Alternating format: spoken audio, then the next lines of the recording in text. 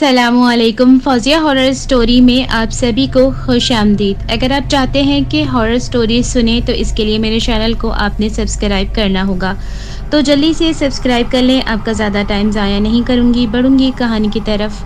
اور آج کی کہانی کا نام ہے کالا جنگل کی دہشت ناک رات۔ پاکستان کے شمالی علاقے میں ایک ایسا گھنا اور پراسرار جنگل تھا جسے لوگ کالا جنگل کہتے تھے۔ یہ جنگل سینکڑوں سالوں سے اپنی خوفناک کہانیوں، پراسرار واقعات اور بدروحوں کے مسکن کے طور پر مشہور تھا۔ دیہاتیوں کا کہنا تھا کہ جو کوئی بھی اس جنگل میں قدم رکھتا وہ یا تو کبھی واپس نہیں آتا یا اگر آتا بھی تو پاگل ہو کر۔ تین دوست فہد، عدنان اور سلمان مہم جوئی کے شوقین تھے۔ وہ ان کہانیوں کو دیہاتیوں کا وہم سمجھتے تھے اور انہوں نے فیصلہ کیا کہ وہ اس جنگل کے اسرار کو جانیں گے۔ جب ان تینوں نے دیہاتیوں سے جنگل میں جانے کی بات کی تو سب نے انہیں سختی سے منع کیا۔ ایک بوڑھے دیہاتی نے کہا، یہ جنگل انسانی فہم سے باہر ہے، یہاں صرف وہی آ سکتا ہے جو موت کو گلے لگانے کے لیے تیار ہو۔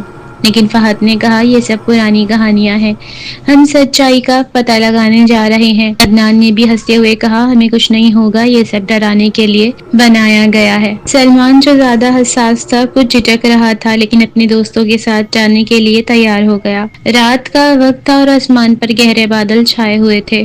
وہ تینوں مشعلیں اور ضروری سامان لے کر جنگل کے داخلی راستے پر پہنچے۔ داخلی راستے پر ایک پرانا ٹوٹا ہوا بورڈ لگا ہوا تھا جس پر لکھا تھا، خبردار، یہ جنگل تمہاری آخری منزل ہو سکتی ہے۔ جنگل کے اندر داخل ہوتے ہی انہیں ٹھنڈی اور خنک ہوا کا جھونکا محسوس ہوا۔ درخت اتنے گھنے تھے کہ چاند کی روشنی زمین تک نہیں پہنچ رہی تھی۔ جنگل کے اندر کی خاموشی اتنی گہری تھی کہ ان کی اپنی سانسوں کی آواز بھی خوفناک لگ رہی تھی۔ جیسے ہی وہ جنگل کے اندر گہرائی میں پہنچے انہیں درختوں کے پیچھے سرسراہٹ کی آوازیں سنائی دینے لگی۔ سلمان نے مڑ کر دیکھا لیکن اندھیرے کے سوا کچھ نظر نہیں آیا۔ عدنان نے کہا، یہ جنگلی جانور ہوں گے، پریشان نہ ہو۔ لیکن چند لمحوں بعد انہیں ایک عجیب سی ہلکی سی ہنسی سنائی دی۔ یہ ہنسی اتنی باریک اور غیر انسانی تھی کہ ان تینوں کے دل دہل گئے۔ فہد نے کہا، یہ سب ہمارا وہم ہے، آگے بڑھتے ہیں۔ چلتے چلتے وہ ایک پرانے مقبرے تک پہنچے۔ مقبرے کی دیواروں پر عجیب و غریب نقاشی بنی ہوئی تھی اور وہاں ایک پتھر کا کتبہ موجود تھا جس پر لکھا تھا، یہاں آنے والے اپنی روحوں کو کھو دیتے ہیں۔ عدنان نے کہا، یہ سب کہانیاں ہیں، لیکن سلمان نے محسوس کیا کہ زمین کے نیچے سے کسی چیز کی حرکت ہو رہی ہے۔ اچانک مقبرے کے اندر سے ایک بھاری دروازہ خود بخود کھل گیا۔ تینوں دروازے کے اندر داخل ہو گئے۔ اندر کی دیواروں پر خون کے دھبے تھے اور ہوا میں ایک عجیب سی بدبو تھی۔ اچانک ایک گرجدار آواز گونجی، تم نے یہاں آنے کی جرأت کیسے کی؟ ان کے سامنے ایک سیاہ سایہ نمودار ہوا۔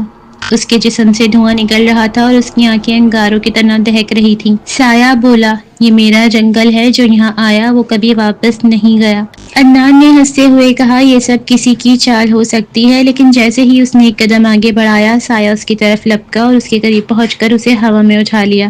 عدنان چیخنے لگا، مجھے چھوڑ دو۔ سلمان نے فوراً قرآن کی آیات پڑھنی شروع کی۔ سایہ پیچھے ہٹ گیا لیکن اس نے ایک بھیانک چیخ ماری اور کہا، یہ جنگل تمہیں زندہ نہیں چھوڑے گا۔ جیسے ہی وہ تینوں مقبرے سے باہر نکلے جنگل کی فضا بدلنے لگی۔ درختوں کی شاخیں حرکت کرنے لگی اور زمین ان کے قدموں کے نیچے ہلنے لگی۔ ہر طرف سرسراہٹ اور قدموں کی آوازیں آ رہی تھیں جیسے کوئی ان کا پیچھا کر رہا ہو۔ سلمان نے بلند آواز میں دعا کی اور کہا، یا اللہ ہمیں بچا لے۔ اچانک ایک روشنی کی کرن آسمان سے نمودار ہوئی اور ان کے لیے راستہ بتاتی گئی۔ وہ روشنی کے پیچھے چلتے گئے یہاں تک کہ جنگل کے کنارے پہنچ گئے۔